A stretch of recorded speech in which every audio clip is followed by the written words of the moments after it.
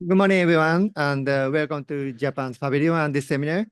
My name is Takahiro TAJIRI. I'm from METI, and thank you for coming. Coming to our seminar today. Climate change is an issue that the whole world must urgently confront together, and we must achieve worldwide carbon neutrality as soon as possible.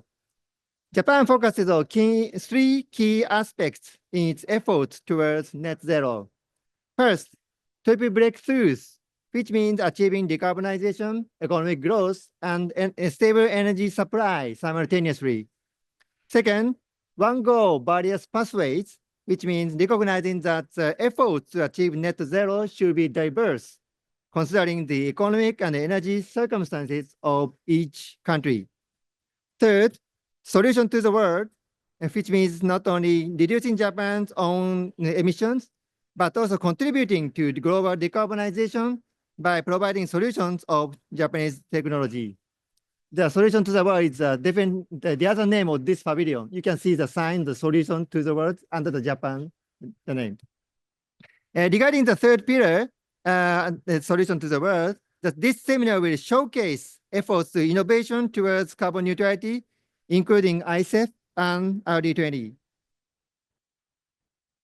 ICEF is the international forum where leaders of industry, academia, and government from all over the world discuss innovation, which is the key to solving global warming. This is one of the conferences in Japan's initiative, Tokyo GX Week. This year's annual meeting, ICEF 2024, was held in Tokyo on October 9 to 10, under the main theme of how to live within the planetary boundaries through green innovation.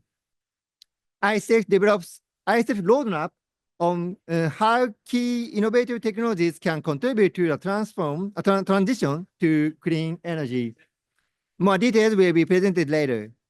I would like to congratulate Mr. David Sandalow and his team for completing this roadmap and to express my respect for all their efforts so far.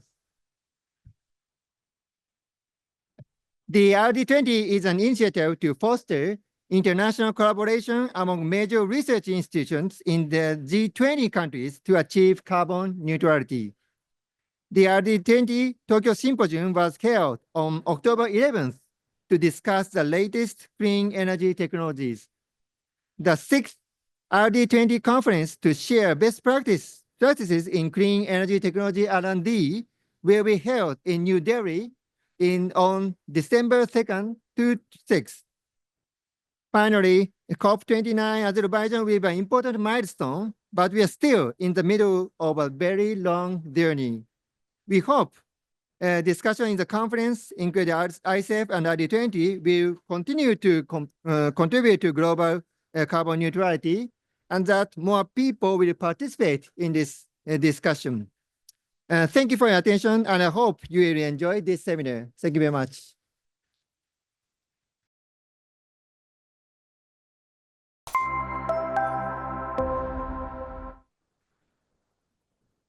Hello everyone, my name is SAITO Tamotsu. I am the chairman of the New Energy and Industrial Technology Development Organization, or NEDO. I am honored to be able to speak with you today about NEDO's initiatives to achieve carbon neutrality. NEDO is a governmental organization and Japan's largest funding agency. It is focused on technological innovation and was established in 1980. We have two missions: to address energy and global environmental problems, and to enhance industrial technology through the combined effort of industry, academia, and government. NEDO plans and manages national projects through funding and key players in Japan. NEDO also co-hosts the Innovation for Cool Earth Forum, or ICEF, every year with Ministry of Economy, Trade, and Industry. ICEF allows for discussion among industry, academia, government leaders to promote innovation. This is the key to solving global warming. ICEF 2024 was success, and it was the 11th such event. Participants discussed the main theme, how to live within the planetary boundaries through green innovation, as proposed by Professor Rockstone. NEDO established the Green Innovation Fund with the Japanese government. This is a fund of 2.75 trillion yen, or about $18 billion, to support the development of renewable energy and other clean energy technologies. Fund is now helping to spur innovations. This includes the development of thin, lightweight perovskite solar modules, floating offshore wind turbines, and the development of hydrogen and ammonia technologies. We are also working to build an international hydrogen supply chain through maritime transport. Northeastern Japan was hit by a devastating natural disaster in 2011. Town of Namie in Fukushima Prefecture was greatly damaged in this disaster. A new hydrogen energy facility was built there. The Fukushima Hydrogen Energy Research Field, FH2R, became operational in 2020. We are working to develop clean and cost-effective hydrogen production technologies. The future of hydrogen begins in Fukushima. Please check out our FH2R video.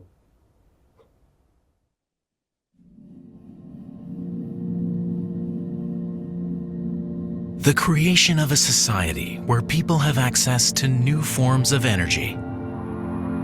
That challenge begins now in Namie-machi, Fukushima. FH2R, Fukushima Hydrogen Energy Research Field. A project to create a hydrogen-fueled future, starting with Namie. FH2R produces hydrogen from renewable energy.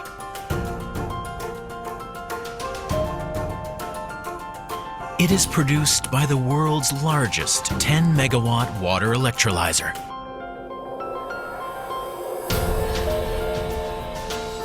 The hydrogen is stored and supplied based on demand and is mainly transported by compressed hydrogen trailers. The overall operation is controlled by a hydrogen energy operating system, a system that optimizes the supply and demand levels of hydrogen, electricity, and achieves grid balancing. It will enable further widespread use of renewable energies.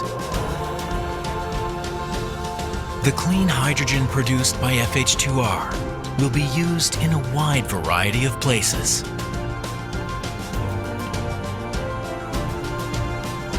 The launch of the FH2R brings us closer to a hydrogen society and a brighter future for a newly restored Fukushima.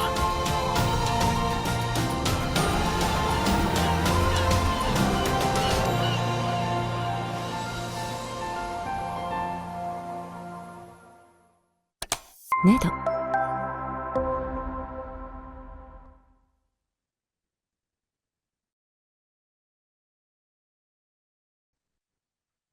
Great. Does that work? Great. Nishida-san, thank you very, very much. Tajiri-san, thank you. And SAITO-san, thank you very much. This is an exciting day for a group of us that have been working hard for the past 6 months on the second edition of the ICEF Artificial Intelligence for Climate Change Mitigation Roadmap. I'm really delighted to be here with two of the co-authors of that roadmap. Let me introduce them now. First, we have Michal Nachmany, who is the founder and CEO of Climate Policy Radar, and then Antoine Halff, who is chief analyst at Kayrros and a non-resident fellow at the Center on Global Energy Policy. And then we're going to present the roadmap briefly in about 20 minutes, And then we're really honored to be joined by Antonia Gawel, who is Global Director of Sustainability and Partnerships at Google, and a real thought leader in this area. And Ms. Gawel's then going to offer thoughts, and then we'll take questions from all of you. I want to thank, in particular, MEDI and NEDO for their support of this roadmap project. This would not be happening without the support of MEDI and NEDO, so thank you very much. And I also want to thank Nobuo Tanaka, the chair of ICEF, for his vision and leadership in the entire ICEF process. So this is our roadmap. We actually have 25 co-authors. It turned into a pretty big project, and it's now live on the ICEF website. And we released the first edition of this roadmap last year in December 2023. And the question that we asked is, how can AI help reduce emissions of greenhouse gases? The roadmap got a lot of favorable attention, and so we decided to do a second edition that looked at the same topic. How can AI help reduce emissions of greenhouse gases? And we updated all the old chapters. We added 6 new chapters. And then a key piece of this, in this new second edition of the roadmap, we add 5 to 10 specific actionable recommendations to each chapter. We want to do more in this roadmap than just talk about the problem. We want to offer suggestions about what people can do about the issue. And so each chapter has 5 to 10 recommendations. Altogether, we have more than 100 recommendations about what different stakeholders can do to help use AI to reduce emissions of greenhouse gases. This question of power demand for AI has become a very hot topic in a lot of places, and we have a whole section looking at that issue, and it's released today. So here's our table of contents. The report has 3 parts. We start with the background, both an introduction to AI and an introduction to climate change. We have 8 individual sectors, and then we talk about some cross-cutting issues. We don't have time to go into all of this today, but we're going to just summarize a few of the chapters for you here. First, we have a chapter on the background on AI, and we define AI as the science of making computers perform complex tasks. AI differs from traditional software. Traditional software relies on explicit programming, and AI relies on historical data simulation patterns. You see the picture in the bottom right there is a picture of the computer program AlphaGo beating the world Go champion, which happened in 2016.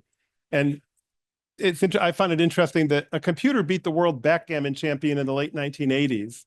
A computer beat the world chess champion in 1997. But it took until 2016 for a computer to beat the world Go champion, because Go is a more complex game than either chess or backgammon. And there's a documentary on this competition, which I highly recommend for anybody who's interested in the issue of artificial intelligence. It explores both how machine learning was able to beat the world champion at Go, but it's also a fascinating psychological profile of the champion, whose name is Lee Soto, a South Korean guy who couldn't believe he was being beaten by a machine.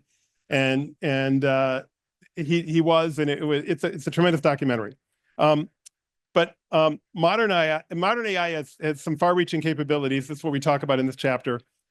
First, it can detect, and I think we're all familiar now with facial recognition programs, and modern AI tools can detect things like facial patterns. It can predict patterns from large amounts of data, and that's what ChatGPT is doing. And as people here may know, ChatGPT is predicting the next word that's most likely to happen in a very sophisticated way. It can optimize, and many of us are used to this from using Google Maps or other map programs. You ask it where to go, and it uses kind of AI tools to optimize your route. And it simulates in things like video games.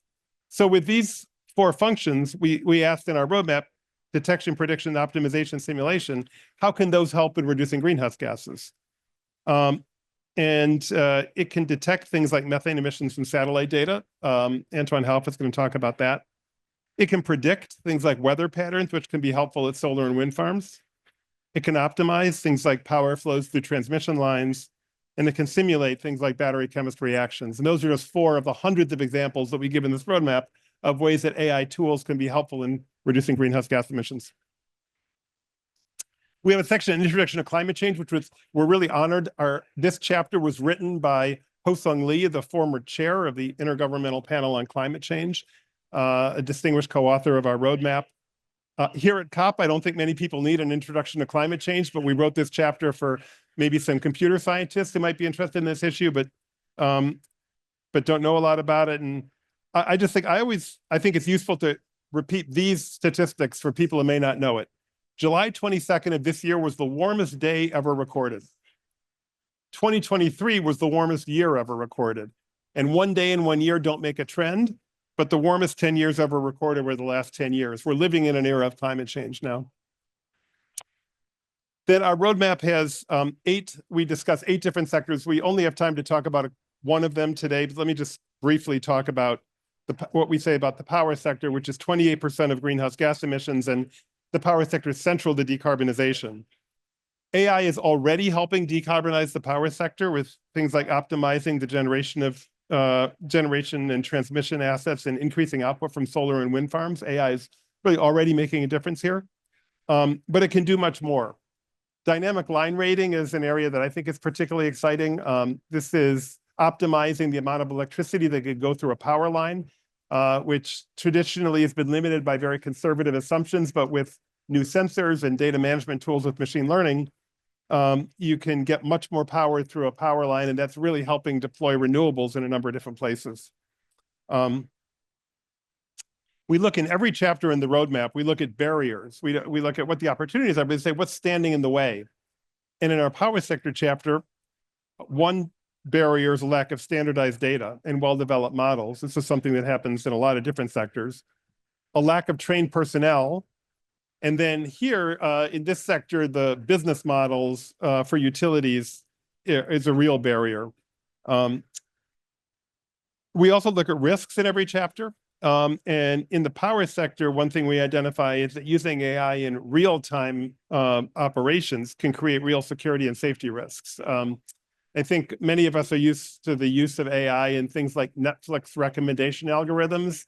What Netflix is doing when it recommends something to you is using big data to figure out what you're most likely to be interested in. And if Netflix gets that wrong, it really doesn't matter that much. But if you use the same type of tool on a power grid and get it wrong, you can cause shorts, you can bring down the power grid. You need a much higher level of reliability when you have real-time operations and things like the power grid or industrial facilities. And that's a risk that we need to be very careful about in using AI.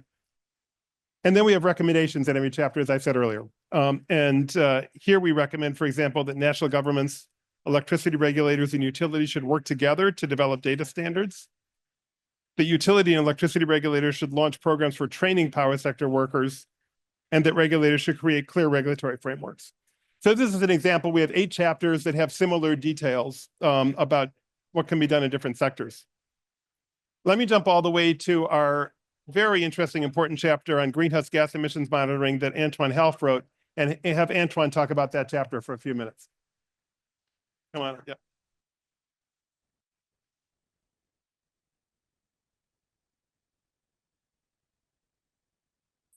Yeah, thank you, David, and thank you very much for the opportunity to be here. There's a lot in the chapter. It's a short chapter, but it's pretty tight-packed with ideas and facts. So I will not try to summarize it. I will just try to give you a flavor of it and pick a couple of takeaways from it. Basically, Albert said that we can only manage what we can measure, and that's particularly true for greenhouse gas emissions. It's essential to get emission measurements right in order to guide climate action, to identify the opportunities, the low-hanging fruits, to assess the success of policies, to guide policies when it's not successful, and to make it more successful. Until recently, we had limited visibility on greenhouse gases. If you go back to the Paris Agreement, 2015, December, we had limited understanding of where greenhouse gases came from. We had limited understanding of where carbon emissions came from, but we had virtually no understanding of where methane emissions came from. There was no methane abatement targets in the Paris Agreement, for example, not because we didn't understand the risk of rising concentrations of methane, but because we were not sure where those methane emissions were actually coming from and at what rates. So artificial intelligence helps fill that gap, address this issue by harnessing the proliferation of data coming from new unconventional sources. there's a massive amount of information coming from the internet, from social media posts, from connected objects, from geolocated devices, and particularly from satellites. But satellite imaging cannot be exploited at scale and at a sufficiently fast pace without the power of AI. And that's what we've seen in the last few years. In the last 5 years, there's been dramatic advances in AI, as well as drops in the cost of data storage, increases in compute power, that have made it possible to really tap satellite data, what we call Earth observation data, in a very efficient way at scale and in a very quick, very timely way. So this has provided new transparency about carbon emissions, but also about methane emissions. And maybe I will just touch a little bit on methane because that's where the impact has been the most dramatic. As I said, we did not understand where the methane emissions were coming from. We now have a much greater understanding. We're able, with AI and satellite imaging, Earth observation technologies, to provide much more accurate inventories at the national level of methane emissions. We're able to identify methane super emitters, which are the low-hanging fruits for climate action. They're very concentrated, extremely damaging for climate. Methane is 85 times the warming power of carbon in the first 20 years. So we can really guide and identify opportunities for abatement. And the last few years, actually, what AI has delivered with satellites has started to enable new policies and new measures taken by both governments and the private sector.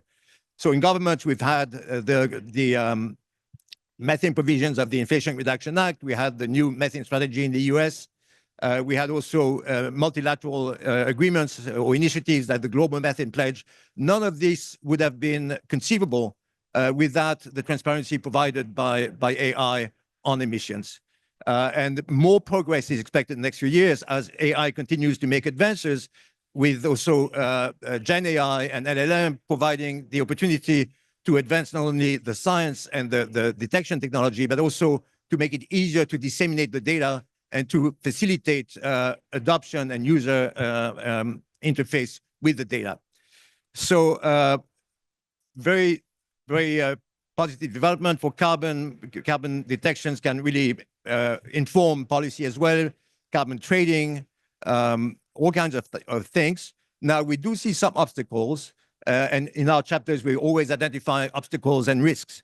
So we do see a couple of obstacles, and these have to do with the lack of literacy among the users, the lack of AI literacy at the government level and others. And we see some risks coming from various sources. We identify a number of risks, but the major risks are the risk of conflicting data undermining trust, public trust, and public confidence in the data. So that's a key one. And we make a number of proposition suggestions in our report, recommendations. And there's 7 in this chapter. I would just touch on 1 or 2. We recommend that the UN FCCC provide guidance about the use of AI for greenhouse gas inventories. So far, that has been missing. The UN FCCC doesn't advocate against AI and Earth observation technologies, but there's no guidance provided to the adoption of these technologies. That's a great, that's very damaging and very, we could really advance a lot if there was some guidance provided there. And similarly, carbon accounting bodies should also encourage the adoption of AI technologies for the purpose of measuring methane, measuring carbon emissions, and other greenhouse gas warming gases.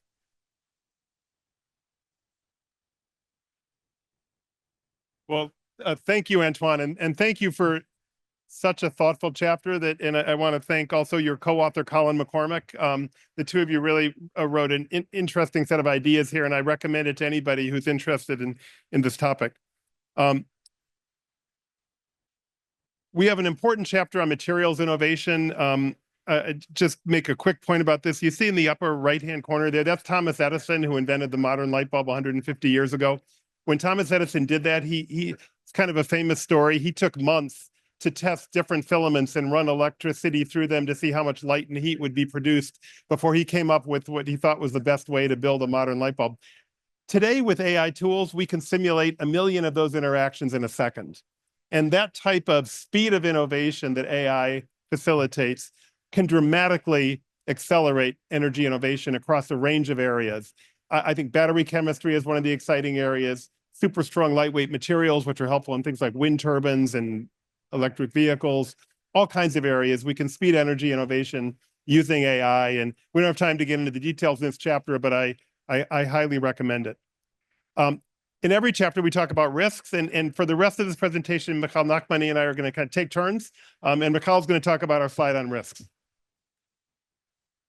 Thank you, David-san. Thank you, everybody. Nice to meet you and great to be here.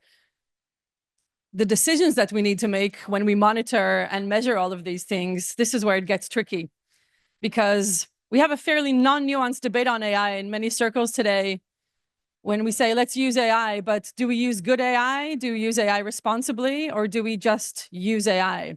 What are the risks that we need to be aware of? What are the needs that, what are some of the things that we need to take care of? 3 main types of risks that we identify. One of them is the content risk. If you put bad data into a model, you will get bad results. And we have a serious problem with data availability and accessibility. And we have a serious problem with the ability to measure that. We have more than 100 countries who submitted their greenhouse gas inventories more than 10 years ago. All of the decisions that are being made in these halls are based on modeling and assumptions that feed off very, very old and incomplete data. And if we try to think, oh yes, let's use AI to model the pathways and the decarbonization pathways, but actually we have bad data, we have a problem with that. So making sure that we invest not only in the AI applications, but actually in the collection and the interoperability of such data and the ability to use it in models is critical. And of course, we have bad actors who are thinking about how to use data, especially when we have generative AI technologies, and especially in the highly political realms of decision-making, where misinformation and disinformation are playing part. And there's a critical part for regulation in making sure that we are using trustworthy data. The second risk, and David mentioned this in his opening remarks, is about safety and security. When Netflix recommends you to watch a show, you can decide whether you're actually going to take that recommendation, and you can choose not to take that recommendation. When a system takes the recommendations and acts on them without human intervention, this is where it gets tricky. This is where when you load renewables onto a grid, or when you make assumptions on what is possible and what is not possible, and those assumptions are wrong, that is when security risks are introduced, not only around privacy, but also around actual systems shutting down or not behaving the way that you expected them. So this is where we need to make sure that there's an oversight and reliable mechanisms to reduce those risks. And finally, and I'm going to hand over to David to talk about resource risks. We all worry about the implications for resources when we talk about AI systems. It is absolutely critical to remember that we're not only talking about greenhouse gas emissions, of course, which David will talk about in a second, but also about water for cooling data centers, for example, labor costs, materials, the embodied emissions in what it takes to build those applications, and so on. So I'll hand over to David for a minute, and then we'll come back to talk about findings and recommendations.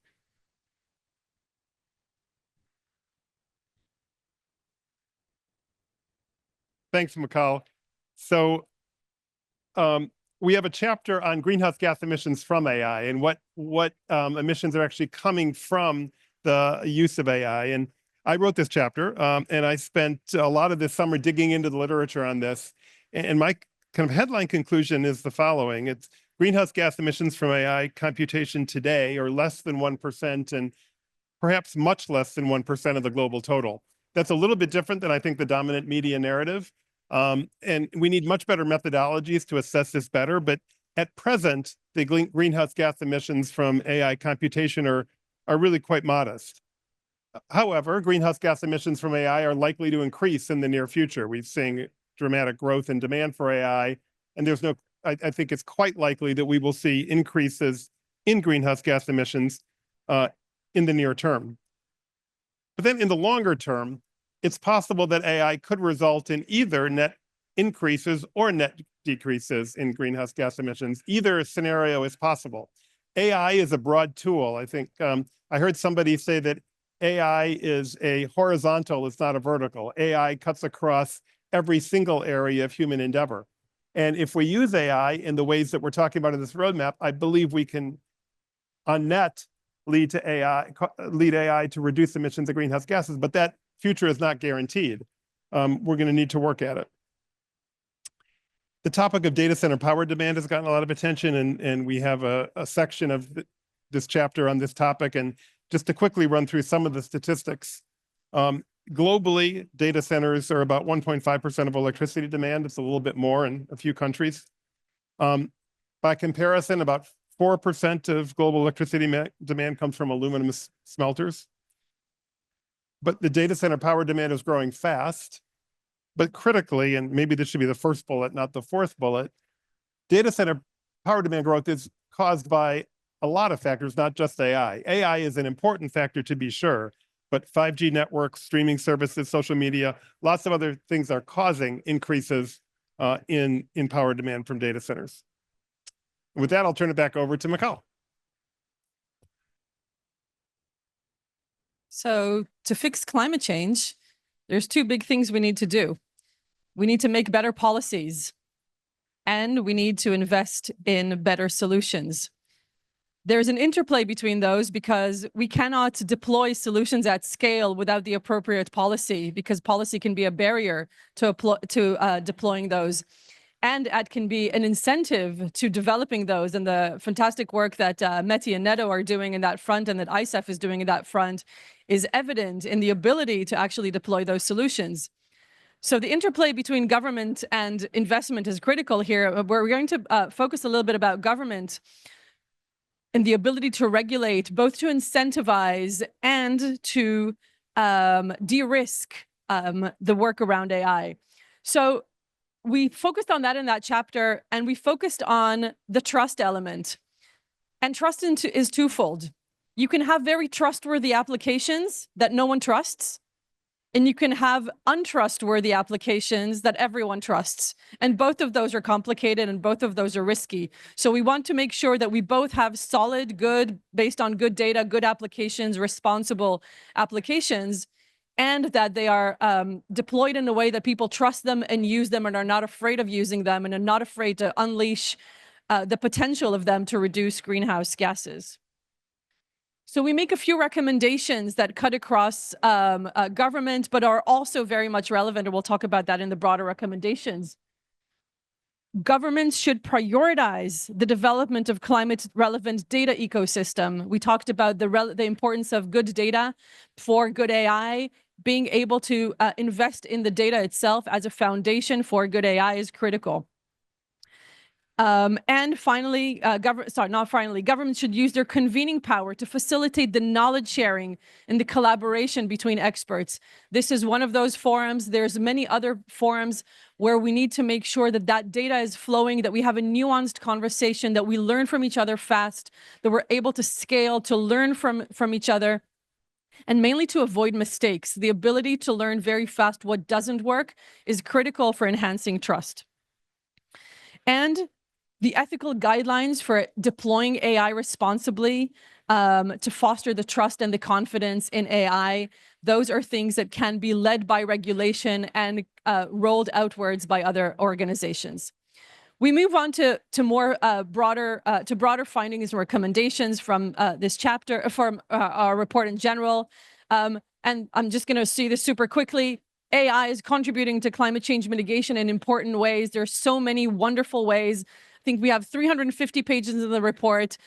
Whatever sector you're working in, whatever angle you're coming at this, from business, from government, from accountability to business and government, from civil society, journalism, wherever it is, there are multiple, over 100 recommendations for you and ways to think about this.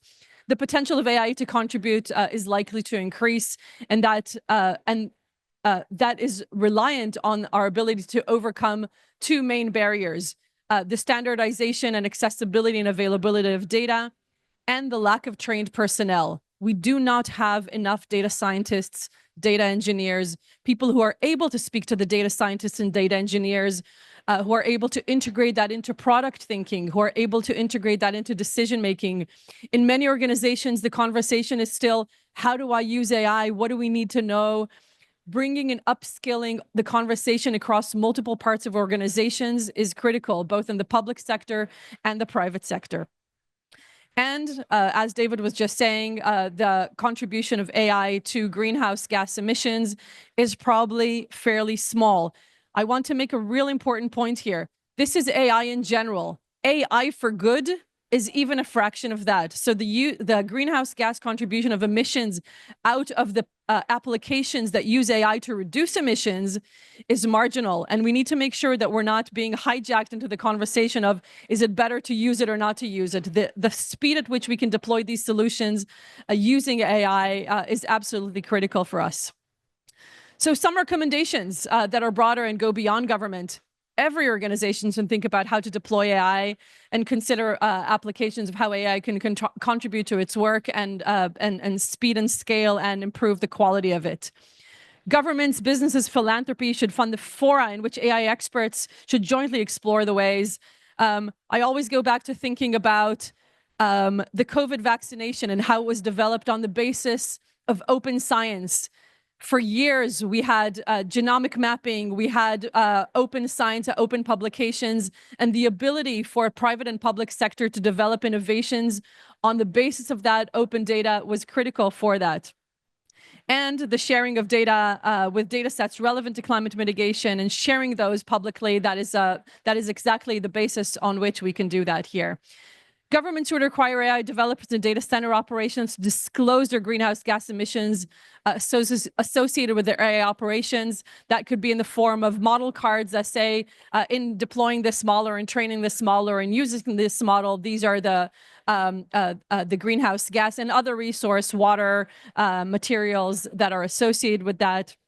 Organizations should prioritize the development of AI skills across the organizations and capacity building, not only to leave it at the technical scale, but to be able to have a nuanced conversation around this. And of course, all government agencies with responsible for climate change should create an artificial and intelligence office, which would hold responsibilities, capacity building, convening opportunities, and so on. I pass over to David to talk about what's next. Thank you so much. Thanks, Michal, and thanks for all your expertise and guidance in the roadmap. The roadmap is so much better because Michal Nachmany was involved with preparing it. And just to close out, this is the 12th clean energy roadmap that METI and NEDO have sponsored, and we're very grateful for all their contributions to the clean energy transition through these roadmaps. We have a slide here of various nice things that important people have said about the roadmaps. The one I like the best is Vaclav Smil, because those who know Vaclav, he is a very, we say in English, a tough customer. He doesn't say nice things easily. And he said that our roadmaps provide essential information on different aspects of the energy system. So particularly proud by those nice words from Vaclav. And with that, thank you very much. And I am delighted now to turn the floor over to Antonia Gawel from Google, who, as I said earlier, is a real thought leader on this topic, just to close us out. Oh, should I leave that like that? Yeah. Thank you. Okay. All right. Great. Well, it's an honor to be here with you all. And I think I'll first say congratulations to David, Michal, and all the other co-authors for this roadmap. I think this is such an important time to be really digging deep into both the potential for AI to help enable the climate transition, but of course also think about how we deploy those solutions responsibly, but also I think critically for the right applications. We know that AI is an incredibly powerful tool, but it is not the only tool in our toolbox. So we need to be very thoughtful about that as well. So I think what I'll do maybe is just bring the conversation a little bit to life. So of course at Google, we are an AI first company. We are incredibly focused on driving the climate transition as well. So I'll just share a few examples of how we're actually applying AI for climate outcomes today, but also how we're thinking about ensuring that we're driving that responsibly. So first, I think the important question that we ask ourselves is what is AI really good at, and how can it really help us drive outcomes for climate? So one is about information. We can generate incredible information based on a massive amount of data, analyze it to enable action. The second is around optimization, right? We know that we need to drive incredible resource optimization today. We have such waste in our system. We know this for the energy sector. We know this for most other sectors. So how can we leverage AI to help us optimize the resources that we have available today? And the third, of course, is around prediction. We are in a world where climate change is already impacting us. So we need to enable people to have real-time information to help them respond to those impacts. So a few just brief examples for each of those. For information, I think we're at the COP, and at the COP, I feel like we do have a lot of, let's say, macroeconomic conversations. We look at the sectors of the economy, look at the important policies, but we're also individuals who are making decisions every single day that can equally help drive climate outcomes. So one example that I'll just point to is that in Google Maps, our Google Maps platform, which many of you I'm sure have used, we have built features which provide people with information about the routing that they choose when they're trying to get from point A to point B. So eco-friendly routing is what we call this. And basically what we do is we model, yes, the route that you want to drive, let's say, but we also give you an alternative option that will save you emissions by maybe going a slightly different way, avoiding certain traffic congestions, et cetera. We will enable you to kind of make that choice to reduce your emissions based on the route that you choose. And since launching this feature, we've been able to take off the equivalent of 650,000 cars off the road. So again, modeling real-time information, data, choices is enabling people to save emissions on a daily basis. The second quick example that I'll share is related to optimization. So I think, David, you talked about AI for the grid. We know that our grids are incredibly let's say, sub-optimized in many markets. And so through Google X, our innovation factory, Tapestry is a tool that has been built to really help bring AI into both grid planning, but also grid optimization. And there are partnerships, for example, with the government of Chile, deploying this type of solution and testing it within their grid, because they have really bold ambitions of being able to kind of leverage renewables, scale renewables in their grid. So it's helping them manage the power flows, leveraging AI and some of the capabilities that were shared. The third example, prediction, as I mentioned, we know that we need to respond today to climate impacts. So our Google research team has built a solution called Flood Hub in partnership with the World Meteorological Organization and many other partners, which enables prediction, sort of forward prediction for riverine flooding. So based on kind of the leveraging of AI and partnership, we're able now to predict riverine floods up to 7 days in advance, which is really important to enable preparation, communicate to people who might be in that floodplain that information to be able to prepare effectively and respond to those challenges and save lives at the end of the day. So just a couple quick examples that I wanted to offer of things that are actually operating today that we believe have incredible potential to scale. And then I'll just take a quick minute on I think the really important topic of responsible deployment of AI. And thank you, David, and the teams for really getting into the details on this as well. So at Google, we're incredibly committed to ensuring that we have responsible deployment of AI across many dimensions, of course, but here I'll just briefly talk about the emissions and the energy dimension. So one is the access to clean power. So we have a commitment to deploy to procure 24/7 clean power for our operations, our data centers, offices, et cetera, around the world by 2030.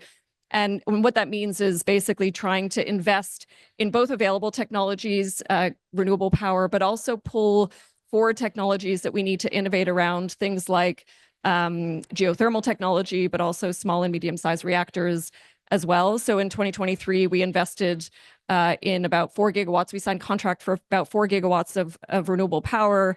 We procured about 25 terawatt hours of renewable power. So clean procurement is one key dimension. Infrastructure efficiency is another one. How efficient is the infrastructure doing the work behind the system?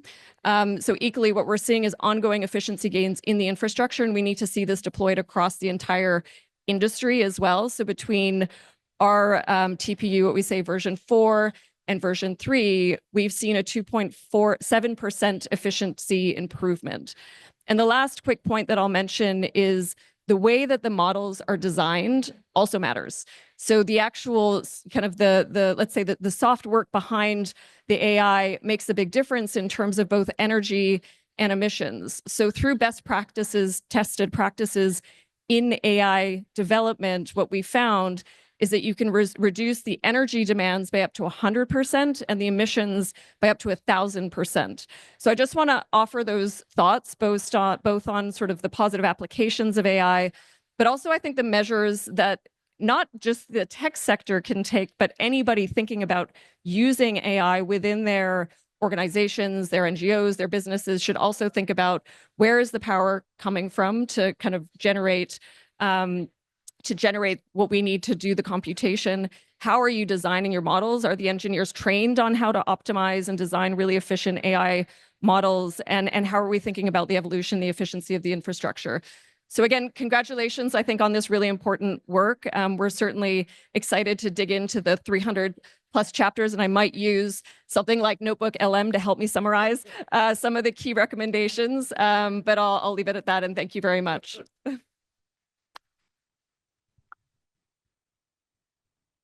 Well, thank you very much. I think we are out of time, but I'll be around after this and delighted to answer any questions. And once again, let me just close by thanking Mehdi and NEDO for your support of this, and turn the floor back over to Nishida-san.